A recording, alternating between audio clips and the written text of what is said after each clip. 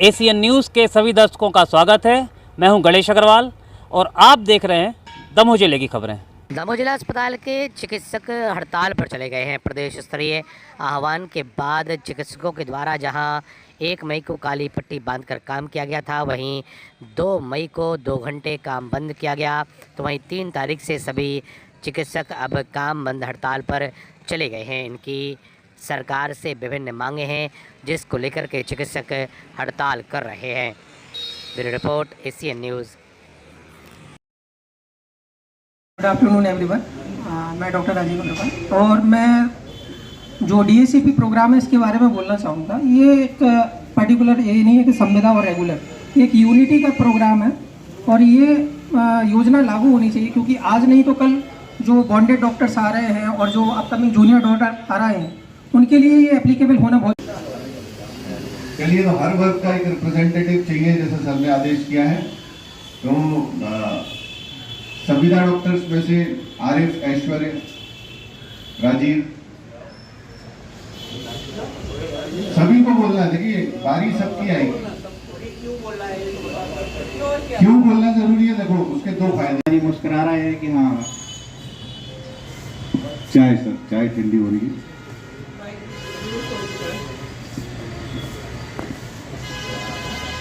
तो कोई aggressive speech की आवश्यकता है माहौल में गर्मी पैदा करने के लिए, मुझे लगता है।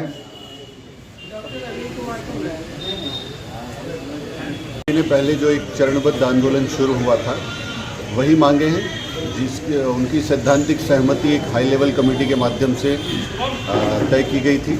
उस समय तो हमने हड़ताल वापस ले ली थी।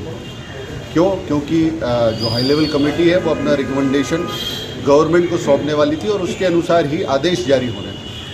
तो सभी सहमति हो जाने के बाद अभी 30 मार्च को ही वो जो रिकमेंडेशन है उनको सिरे से दोबारा खारिज कर दिया गया, जिस पे Madhya Pradesh medical officer association, medical teacher association और अन्य शासकीय उपक्रम के जो हमारे पदाधिकारी थे उनके भी संयुक्त हस्ताक्षर थे।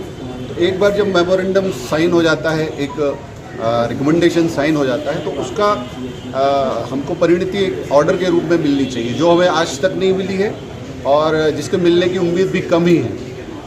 तो हमने फिर से उसी आग्रह को, उसी आंदोलन को फिर से जागृत किया है और अब हम तब तक काम बंद हड़ताल पर बैठे हैं जब तक हमें लिखित आदेश नहीं मिल जाते या फिर हमारे जो स्टेट लेवल की कमेटी है वो हमें इस आंदोलन को बंद करने की अनुमति नहीं देती। मुख्य मांगे क्या है सर? मुख्य मांगे DACP है। देखिए, DACP बहुत से लोगों के मन में कन्फ्यूज़न रहता है कि क्या है। तो मैं बताऊं कि सेंट्रल हेल्थ स्कीम 2002 में ये शुरू हुई थी। केंद्रीय जो स्वास्थ्य के लोग हैं उनके डॉक्टर्स को ये उसका फ़ायदा भी मिलता है। उसके बाद जब अच्छी लगी स्कीम तो 2008 में एडमिनिस्ट्रेटिव सर्विसेज IAS, IFS इन्होंने भी इसको अडॉप्ट कर लिया। अगर इतनी अच्छी स्कीम है तो फिर MP के स्वास्थ्य में काम करने वाले डॉक्टर्स के क्यों उसको लाभ नहीं दिया जा रहा है? दूसरी बात कि जब हमारे MP की कैडर के ही IAS, IFS उनको ये इस चीज़ का लाभ मिल रहा है तो हमारा भी हक बनता है। अगर शासन हमें बेहतर परिस्थितियाँ नहीं दे सकती, ऊर्जावान लोगों की कमी नहीं चल रही है, बस उस ऊर्जा को वापस हमें जगाना है। इन्वॉल्व है।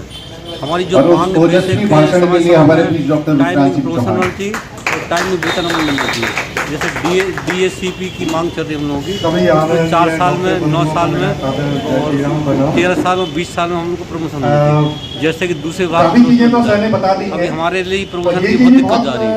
मैं खुद 96 का ज्वाइन हुआ, मेरा भी 1 साल पहले, जबकि हमारे समकक्ष जो दूसरे बार के लोग टाइम इसलिए शासन से आग्रह अपील है कि DACP का प्रावधान फायदा मिलना चाहिए, जिससे कि हमारे जूनियर डॉक्टर भी सफल